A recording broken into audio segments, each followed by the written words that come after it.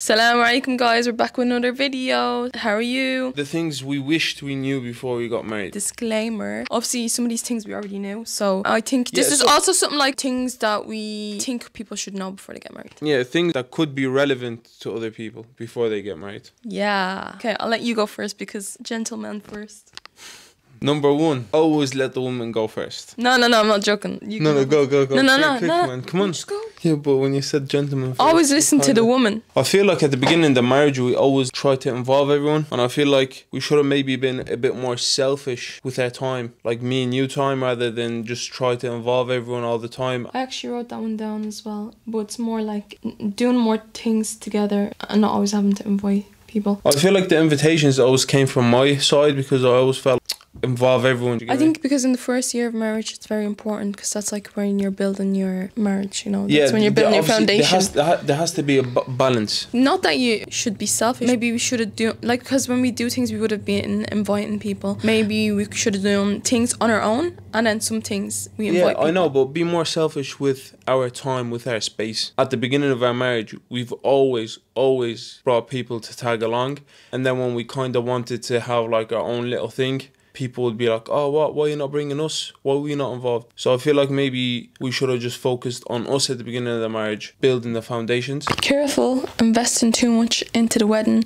and not enough into the marriage. I feel like that's a big problem in this generation. This one is not for us because we actually didn't have a wedding, but I think a lot of people end up investing so much money into the wedding and forgetting that they're actually going into a marriage. So like they're so like busy setting up the wedding, blah blah blah, and not enough time getting to know each other. They'd go above and beyond and be very extravagant, but then when it's all said and done, it's very empty. What are you gonna do after a fat wedding? Obviously, if the money is there, the money is there, but most scenarios the money isn't there. Do you get me? People are just living up to the hype, or like they want people to talk, or let's not live within culture standards. I feel like an extravagant wedding is just for one night. It's gonna last one night, so invest more time on your spouse rather than investing a lot of time and thought on how the wedding's gonna be done, who are we gonna invite. This one's funny. Maybe we should have had a small wedding. For you, obviously during the time it didn't really make sense for us to have a wedding because it was COVID and there's 25 people, but I feel like for you as a female, I think, and for my mum, the thing is we were about to have a wedding, but it was just very, very complicated because at the time the restrictions were you could only have 25 people at a wedding. There's much more people to invite than 25 people at the end of the day. Maybe we should have just had a little wedding that was very intimate, you know, because at the end of the day it was like, oh, who are we going to invite, how are we going to do, what are we going to do, and then we weren't able to do it. We were saying, oh yeah, we should split into 2 days, one day Louise's family, one day my family. To a certain extent it didn't work out, but I feel like I should have went above and beyond because we did get a wedding dress. Louisa got like 6 dresses. No, I have like 4 dresses. Louisa got like 4 dresses. Maybe for you, as a memory, you would have enjoyed having a wedding. Yeah, I don't think, like, you know, the splitting wouldn't have really made sense. It would have been like, oh, your people, my people. Yeah. Rather than like, oh, 2 people's coming together. Yeah, exactly. Do you get me? If you were to have a wedding, make it more about you and your spouse rather than about everyone else. The reason we didn't have a wedding is because, we're thinking, but then we can't invite this person, we can't invite that person. What's that person gonna think? What's this person gonna think? But we should have just made it about us and who we want there. And if we had 25 people to choose from, we would choose 25 people, and whoever else we cannot put on the list, they should just accept it for what it is. Do you get me? And I don't think people should get like sad for not being invited to a wedding. You know that?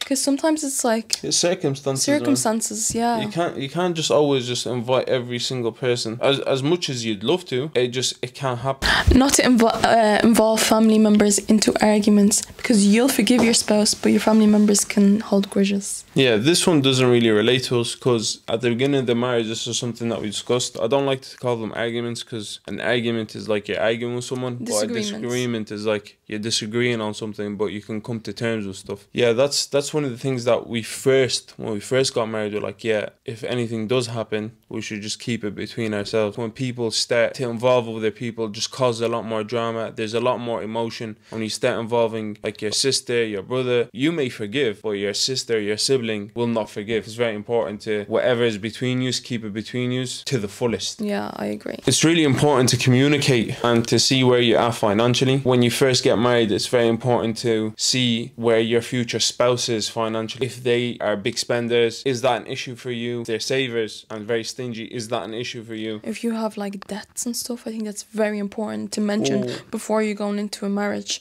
because at the end of the day, you're going to bring that baggage into the marriage with you. If you're coming in with a debt without your spouse knowing before you got married, I think that's like big. I think it should be mentioned. And also, people go into debt for the wedding. Let's say you wanted a mad extravagant wedding, I'd be too embarrassed to be like, listen, I can't really afford that. So what I do is I go take a loan out to pay for a mad wedding, but then I'm going into a marriage with a debt on my head, and that's baggage. And realistically speaking, when you're going into a marriage, everyone's going to come in with baggage, whether it's good baggage or bad baggage. You need to put everything on the table. One of the biggest reasons of divorce is, first of all, drama, second of all, financials. People, they expect a certain financial situation, but it's not there. I think it's a very important discussion to have. It's not you versus the other person, it's you both versus the problem. At the end of the day, disagreements will happen because two people have two different opinions on the situation, and obviously you think your way is right and the other person think no, my way is right. But at the end of the day, if you just looked at the situation together and came to a conclusion together, that would work better. It's mad. Something so small could like deter a relationship. I feel like it's very important also to understand each person's point of view. I understand your point of view and why you're saying this, and you understand my point of view. And if each of us put each other in each other's shoes, there'll be a lot more understanding and a lot There's more. no I in team. No, there isn't. Differentiating business with relationship. When it comes to being married, it's very important to be able to know when it's time to be serious and know when it's time to mess. We revolve our lives a lot around business. I feel like we're trying to turn our hobbies or our interest into our income. Do you get me? So we're in the process of doing that, inshallah. For example, me and Louisa would go for dinner, instead of talking about other things, like we talk about, oh yeah, what we can do better, or we can do this, we can do that. I feel like it's very important to start to differentiate business with relationship. Yeah, I think like you kind of have to have like a switch off button where it's like, okay, and the now, switch on button. Yeah, because yeah. sometimes with the relationship, they don't understand, okay, now it's time to be serious. Now it's time to like graft. Yeah, but switch off button, so then it's like, okay, now this time is actually designated to us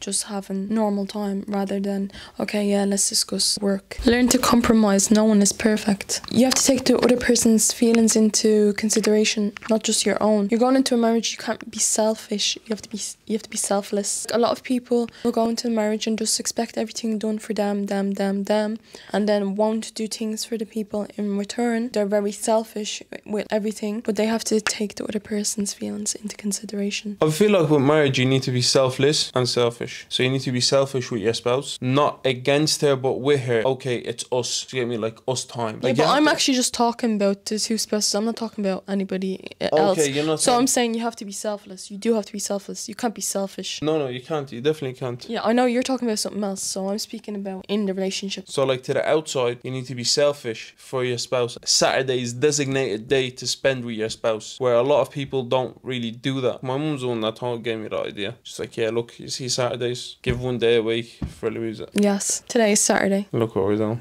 It's okay. If you're going into a marriage and you're going to be selfish, there's actually no point to you going into the marriage. A marriage is based on two people trying to better each other. Don't stop going on dates when you're married. I feel like once you're in the honeymoon stage, what they call it a honeymoon stage, we didn't really even have a honeymoon stage because of COVID. Not to just be like, now we're going into 10 years marriage, whatever, I don't care about you anymore. Yeah. Do you get me? Yeah, because now boring. I have kids and like blah, blah, blah. But I think it's still important to still have time designated for you and your spouse. Setting boundaries. When you say setting boundaries, what do you mean? I mean like setting boundaries, it can come to like anything. So really, family, between you and your spouse. I guess setting boundaries is important because some things would annoy me but wouldn't annoy you. And Yeah, some exactly. things that wouldn't annoy you would annoy me. Exactly, like for example, something could happen to you, and then to me it'd be like, oh, عادي, like, you know. Yeah. But then to you it's like, no, I don't agree with that. So I think like setting boundaries is very important, and to voice what the problem is and not to just keep it in to yourself. Communication is key to success. Undermining each other's emotions. So that actually ties with the last point you just Yeah. made, is setting boundaries. Some things may annoy me that wouldn't annoy you, regardless whether it's to be at home or with friends or with family members. I feel like if something does bother her, I should not be like, oh, what the hell, that doesn't bother me, why would that bother you? And I try to undermine it. No, I feel like it's very important to be like, okay, she doesn't like it, right, grand. Yeah, I agree. You're getting married to your spouse and the family, not just your spouse. You know, people go into the marriage and they're like, yeah, I don't care, whatever. Yeah, but it's very important to actually make like time for your spouse's family. Yeah, do things that they like also. Yeah, and make an effort. Like, you also need to have a balance. Yeah. Where you're not overdoing it. If you're overdoing it, you're gonna start stepping on each other's toes. If there's a balance where it's a healthy balance. It's important to keep a healthy relationship. Being happy before you enter the marriage. And a lot of people, rather than being happy, they think that getting married will make them happy. But that's not the case. You need to go into a marriage happy, and the spouse or the marriage will make you happier. Will add to your happiness. Yeah. As in, like, you can't expect you're down in the dumps, and then you're going into the marriage expecting like your spouse to bring you up. At the end of the day, you have to do that within yourself. You have to be happy within yourself, and then you can't expect for your spouse to make you happy. But also, that kind of ties in with baggage. You know the way like sometimes like, oh, someone's not really feeling it, and then the other person's like, oh yeah, let's go. So it's like bringing 50-50, you know, being 50-50. Your spouse. No. I'm waffling now. I'm actually not waffling. joking. Yeah, forget about that. The other thing.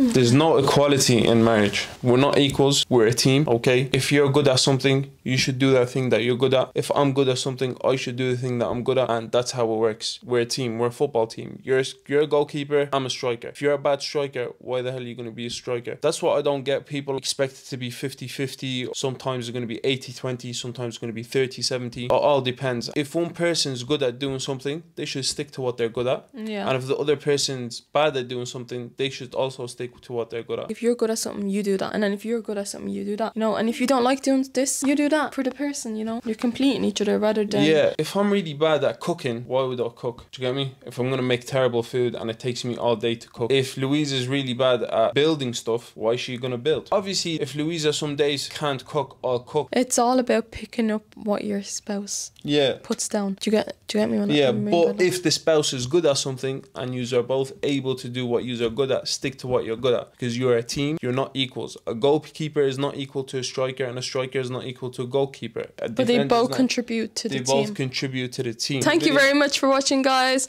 Hope you enjoyed it. This is just some of our opinions. Smash the like button if you want, and subscribe if you want also. Barakallah feekum. Assalamu alaikum. Bye bye. We'll see you on the next one, inshallah.